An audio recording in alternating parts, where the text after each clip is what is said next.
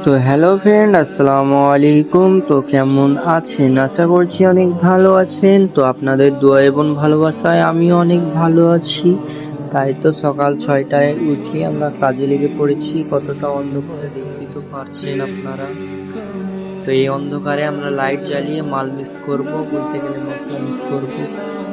মানে সকাল 6টা থেকে 6টা পর্যন্ত কাজ করব আমরা আজকে। তারপর কিছুক্ষণ পর আমি চাটা নিয়ে চলে এসে মিস্ত্রিকে চাটা খাইয়ে গাঁথনিটা আজকে কমপ্লিট করলাম। তারপর দ্বিতীয় গাঁথনি ধরে এই গাঁথনিটাও কম বেশি কমপ্লিট করার পর আমরা খাওয়া দাওয়া করতে যাব। মানে 6টার দিকে কাজে লেগেছি, 3 ঘন্টা কাজ করার পর 9টার দিকে খেতে যাবো।